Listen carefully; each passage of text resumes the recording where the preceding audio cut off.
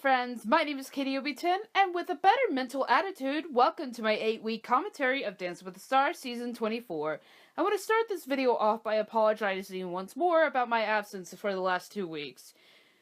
Okay, with last week, sometimes I get into a mental slump, and I have to push myself to do the things I need to do. I don't mean to keep you guys in suspense when shit like this happens.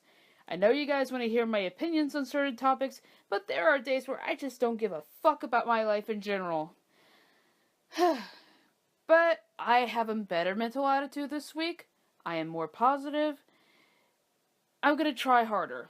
Moving on, in the last 2 weeks we lost 2 great contenders and Nick. Heather was the shocking factor that we previously discussed, and Nancy was the surprising factor. As for Nick, it was his time. And now let's get to why we are all here. This week was Trios Week, and I applaud the judges for picking the Trios team this time around.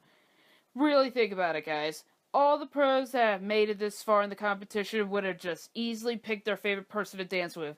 So no Schmirkowski Brothers trio, no Lindsay and Whitney trio. It was all fair and shit. Let's get right into it. Rashad kicked off the night with a jive. I thought this suited who he was as an individual perfectly. I was obsessed with the costumes. Total Blues Brothers vibes right there.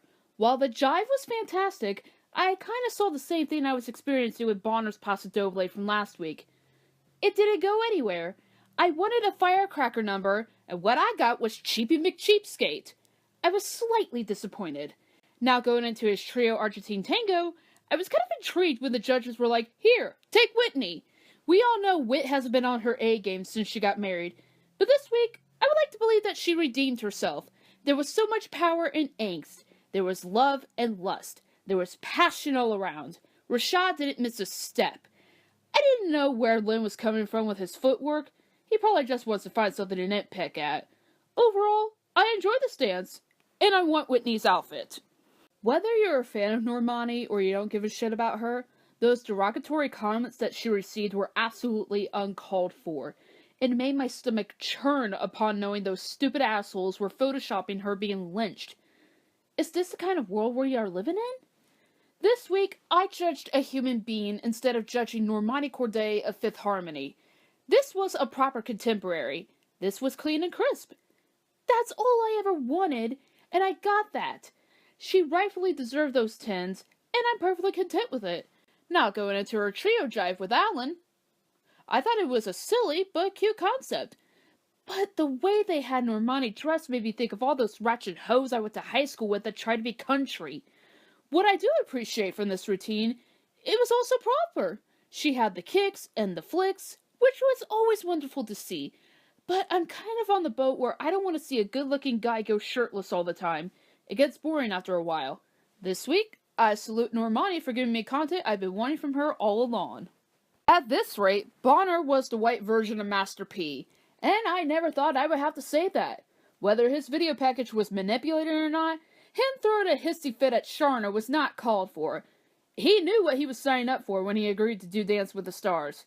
We open up about difficult times. We make ourselves vulnerable. I don't know where you guys stand on this, but I basically agreed with Lynn.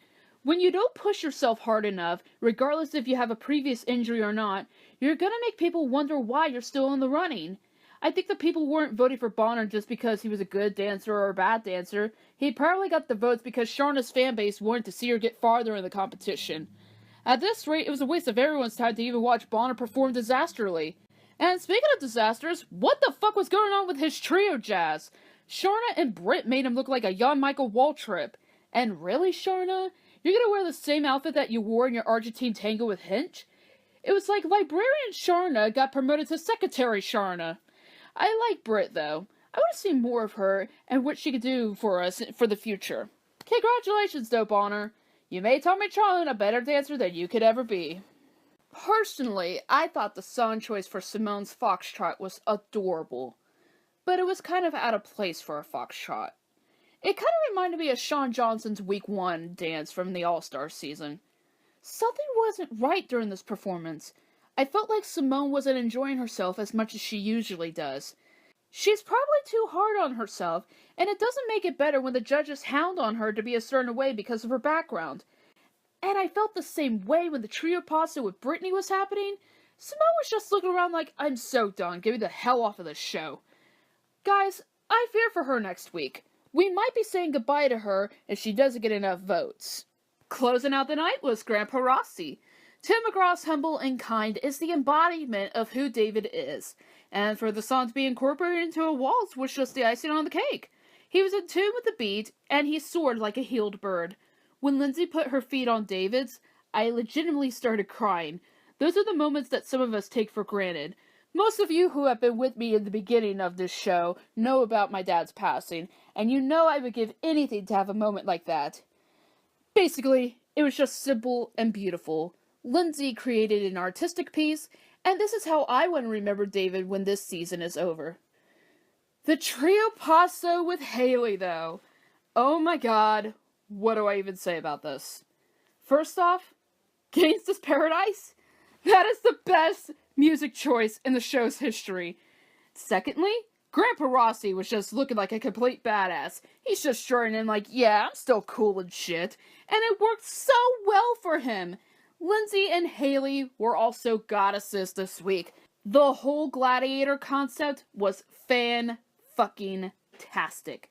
Sure, it's been overused every now and then, but when you have the right person for the theme, it works perfectly. Regardless of what the judges thought, I love this dance more than anything. Bonner got the boot. I don't have any awards for this one, so I'll let Ashton Shepherd do it for me. I said, go goodbye, get lost, get out, get gone. Next week is the semifinals. Oh god, we are almost done with the season. I can almost see the light. Oh gosh, yes. Now that we have the Casanova fuckboy out of the picture, we can finally relax and enjoy ourselves. This is going to be a tough race to the finale, and I don't know who the final three will be, but I'm hoping the future Mr. and Mrs. Farber are in there with their celebrities. One can only hope, pray, and dream for that outcome. Sound off in the comments below. What did you guys think of this week's episode? Who was your favorite? How thrilled are you about Bonner's elimination? Do you think Lynn was out of line when he was critiquing Bonner? If you guys enjoyed this video, give it a thumbs up. And if you're new to my channel and you want to see more of me in the future, hit the subscribe button and hit the bell icon to be alerted when I upload new content.